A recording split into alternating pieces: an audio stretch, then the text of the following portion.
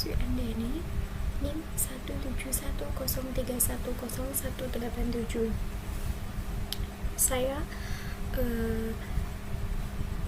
berasal dari mahasiswa PGMIE semester 6 di Institut Agama Islam Negeri Kudus.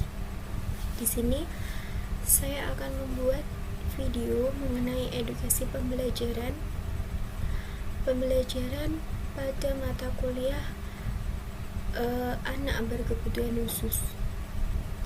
Nah, di sini saya mendapat tugas dari dosen saya untuk tugas akhir semesternya itu membuat video ini. Nah, di situ saya diminta untuk memilih tema, dan pada video ini saya memilih temanya itu konsep pendidikan anak berkebutuhan khusus. Langsung saja, jangan lupa sebelumnya like, subscribe, dan share sebanyak-banyaknya. Okay? Just keep on watching. Oke, langsung saja kita masuk ke materi yang pertama, yaitu pengertian anak berkebutuhan khusus. Pengertian anak berkebutuhan khusus yaitu anak yang memerlukan penanganan khusus karena adanya gangguan perkembangan dan kelainan yang dialami si anak tersebut. Berkaitan dengan istilah disability, maka anak berkebutuhan khusus adalah anak yang memiliki keterbatasan di salah satu atau di beberapa kemampuan, baik itu bersifat fisik itu bisa seperti tunanetra, tunarungu, terus maupun juga bersifat psikologis. Psikologisnya itu seperti anak autis, terus anak ADHD, seperti itu. Selanjutnya, pemahaman anak berkebutuhan khusus terhadap konteks. Ada yang bersifat biologis, ada yang bersifat psikologis, dan juga ada yang bersifat sosiokultural. Nah, dasar biologis anak berkebutuhan khusus bisa dikaitkan dengan kelainan genetik dan menjelaskan secara biologis penggolongan anak berkebutuhan khusus seperti brain injury yang bisa mengakibatkan kecacatan tunaganda. Kecacatan tunaganda itu misalnya bisa dia itu tunarungu tapi dia juga tunanetra. Pokoknya itu kecacatannya itu ada dua, seperti itu yang dia alami. Kelainannya dalam dirinya itu yang dialami ada dua. Terus selanjutnya dalam konteks psikologisnya itu anak berkebutuhan khusus lebih mudah dikenali dari sikap dan perilakunya, seperti gangguan pada kemampuan belajar, pada anak slow learner, terus gangguan kemampuan emosional, dan juga berinteraksi pada anak autis. Terus ada gangguan kemampuan berbicara pada anak autis dan ADHD. Itu tadi yang dalam konteks psikologisnya. Kemudian untuk yang selanjutnya yaitu sosiokultural. Dalam konteks sosiokulturalnya, konsep sosiokultural mengenal anak berkebutuhan khusus sebagai anak dengan kemampuan dan perilaku yang tidak pada umumnya, sehingga dia itu memerlukan penanganan yang khusus, yang lebih khusus lagi, seperti itu. Oke, selanjutnya kita akan membahas mengenai deteksi dini anak berkebutuhan khusus.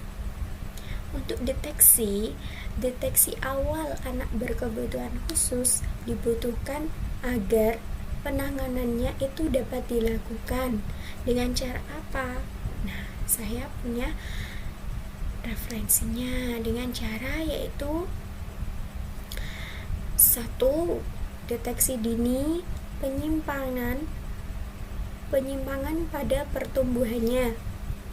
pertumbuhan si anak tersebut.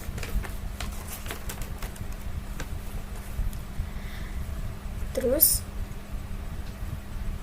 maksudnya itu bagaimana?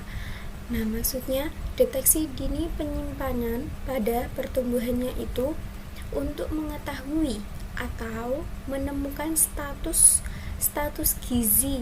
gizinya itu kurang dari anak tersebut, ya, gizinya itu kurang atau gizi buruk pada anak tersebut, seperti itu.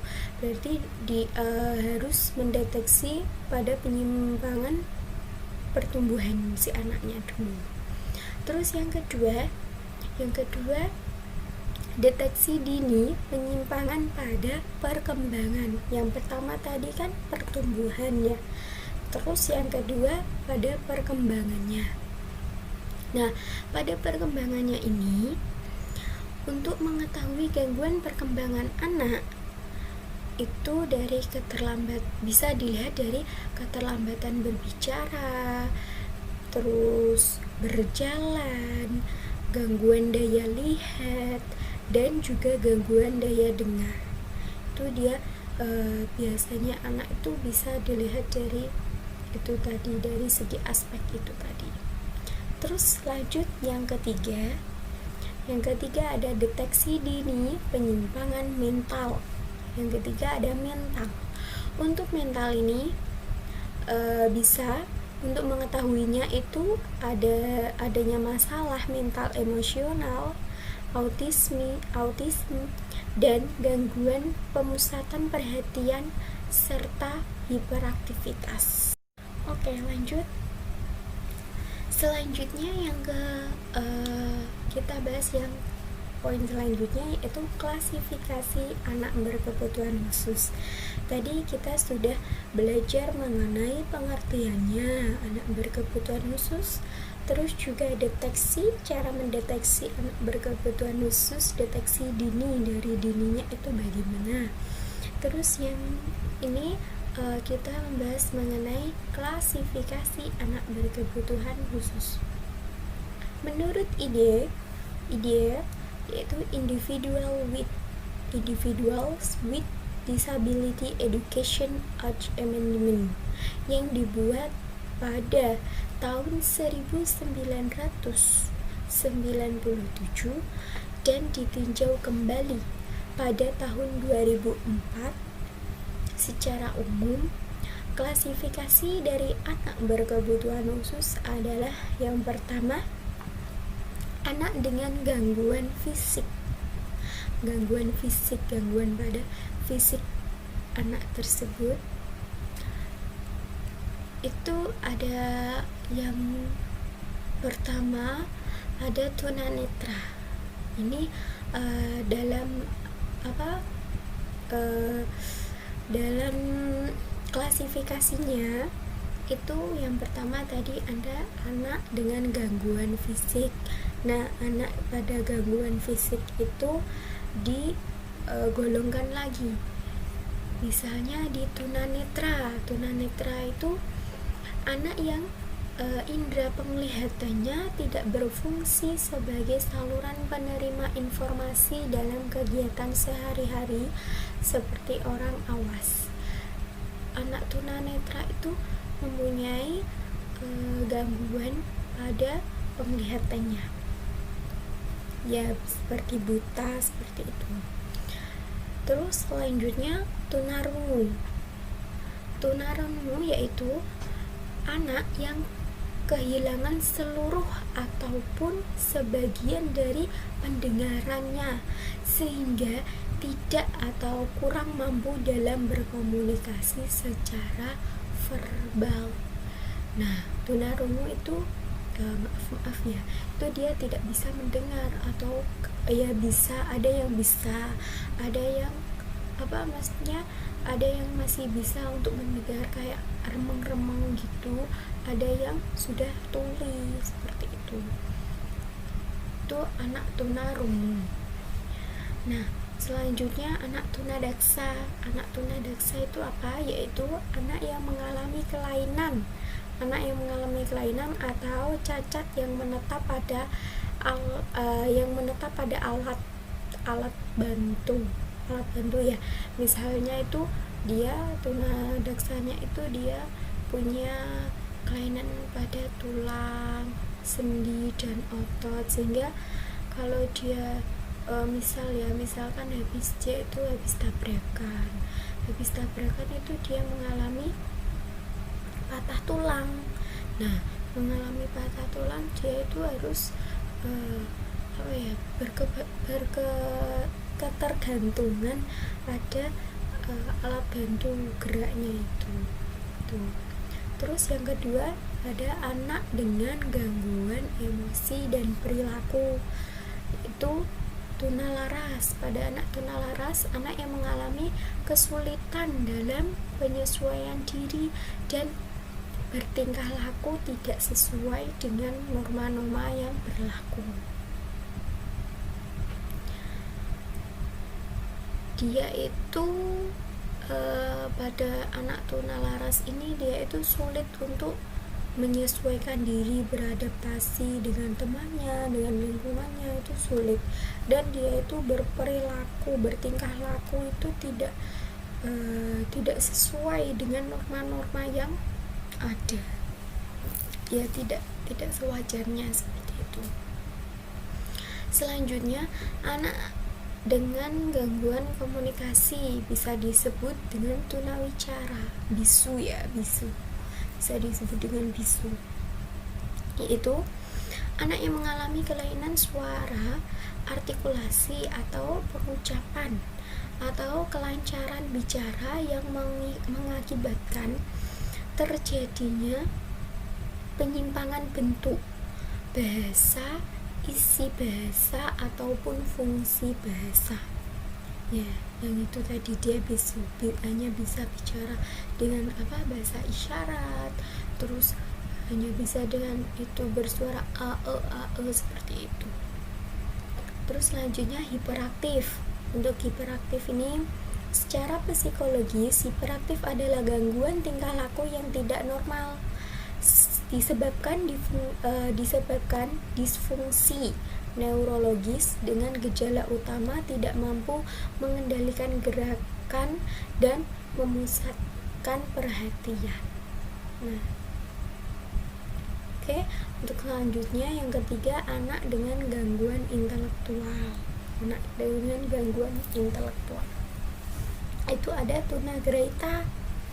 Nah, tunagrahita itu anak secara nyata mengalami hambatan dan keterbelakangan perkembangan mental intelektual jauh di bawah rata-rata, sehingga mengalami kesulitan dalam tugas-tugas akademik, komunikasi maupun sosial.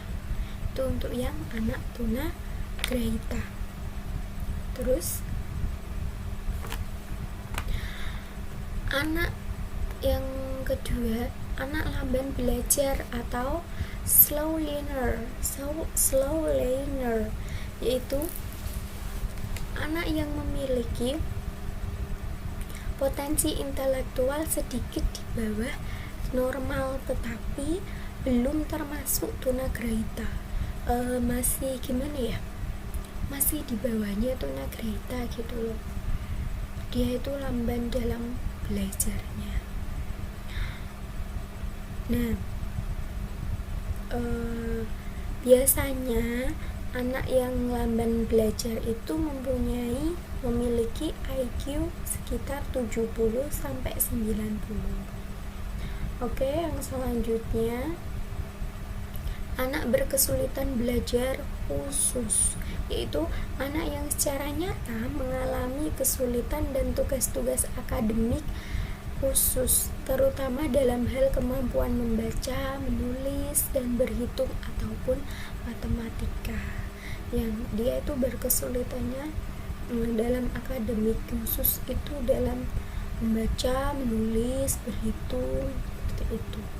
Selanjutnya, anak berbakat adalah anak yang memiliki bakat atau kemampuan dan kecerdasan luar biasa, yaitu anak yang memiliki potensi kecerdasan atau intelijensi, kreativitas, dan tanggung jawab terhadap tugas di atas anak-anak seusianya.